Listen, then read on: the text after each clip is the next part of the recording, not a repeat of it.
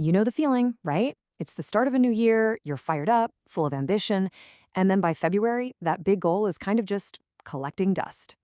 What if I told you the problem isn't your willpower, it's your process? Today, we're going to get into the actual science of setting goals you'll really, truly achieve. Let's do this. So, this is the big question, isn't it? Why do some goals just grab you and pull you forward while others just fizzle? Well, the answer might not be what you think. It's not really about having superhuman discipline or just being a go getter. It's about understanding the psychology behind what drives you and then building a better system. And by the end of this, you're going to have a proven blueprint to do exactly that. So, here's our game plan. First up, we'll talk about why goals are so incredibly powerful in the first place. Then, we'll dive into the psychology of it all, what makes us tick. After that, we're going to get practical with a real action plan and a super detailed blueprint for success. And to wrap it all up, we'll look at the actual science that proves this stuff really, really works. All right, let's kick things off with a pretty game-changing idea. See, a goal isn't just another item on your to-do list. Nope, it's a declaration. It's you deciding to be the causal agent in your own life. In other words, you're grabbing the steering wheel. You're no longer just a passenger along for the ride. Okay, so there's a technical term for this. Psychologists call it agentic action. I know, it sounds a little fancy, but the idea is super simple. It's just about taking purposeful steps towards something you want. Think of it as the difference between just drifting wherever the current takes you and actually steering your boat. And every single time you work on a meaningful goal, you're making that agentic muscle even stronger. And check this out. This quote absolutely nails it. Regulators of human behavior. A great goal is like a thermostat for your life. Seriously, you set the temperature, your goal, and your brain automatically starts adjusting your actions to stay on track. It's kind of the secret to making better decisions almost on autopilot. So, what makes a goal a good regulator? Well, it's kind of the sweet spot of three things. First, it's got to be challenging enough to be exciting, but not so crazy that it feels impossible. Second, it has to be your goal. It has to genuinely light you up. And that leads to the third thing, it needs to have personal meaning. Because let's be honest, a goal that doesn't really matter to you is a goal you're going to drop. Now, let's peel back another layer and get into the psychology of all this. Ever wonder why crushing a goal you care about feels so incredibly good?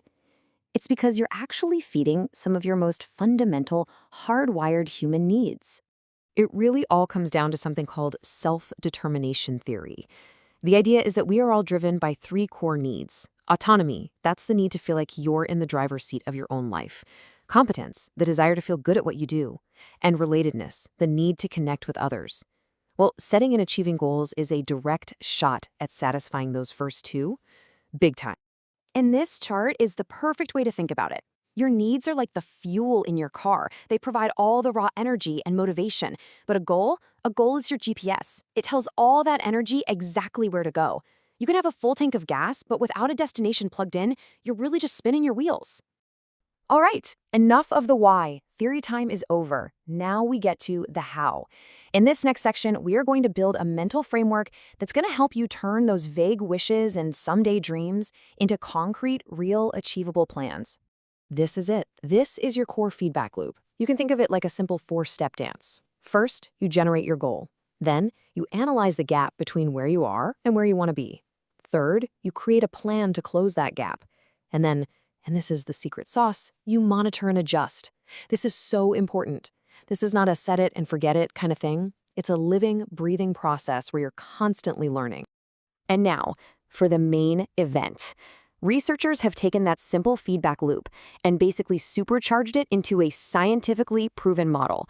Yeah, I know the name is a bit of a mouthful. The Self-Determined Learning Model of Instruction.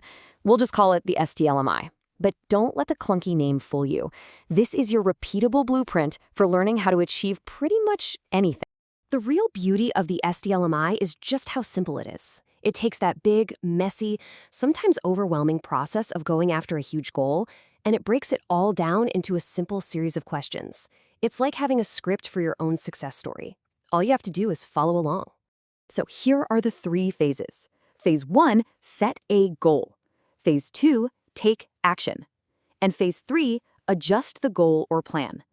And each phase is driven by one simple, powerful question. What's my goal?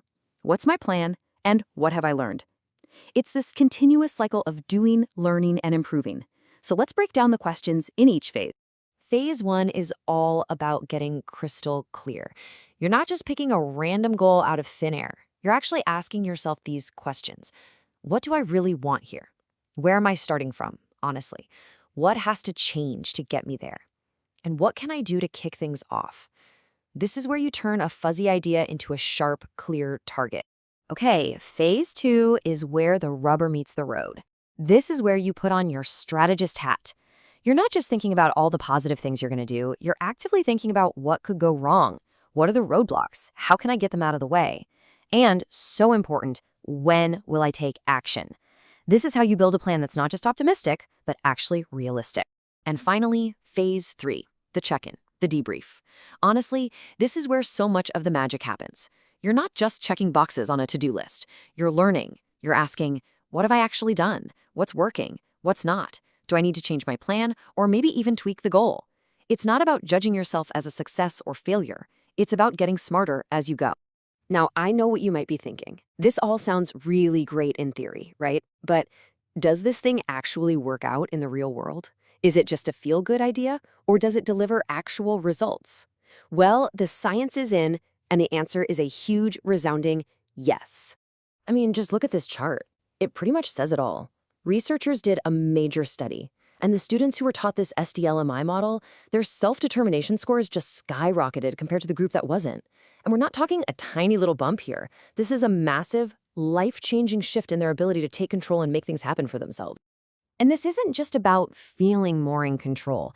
It translates into real, tangible stuff. We're talking about students getting better grades, getting better jobs after high school, having a better life in their community. This is not fluffy self-help, folks. This is a proven roadmap to unlocking your own potential. So here's the bottom line. Achieving your goals, it's not some magic talent you're born with. It's a skill. And just like any other skill, it's something you can learn and get better at. You literally have the blueprint right here, right now. You have the tools. The only question left is, what goal are you going to bring to life?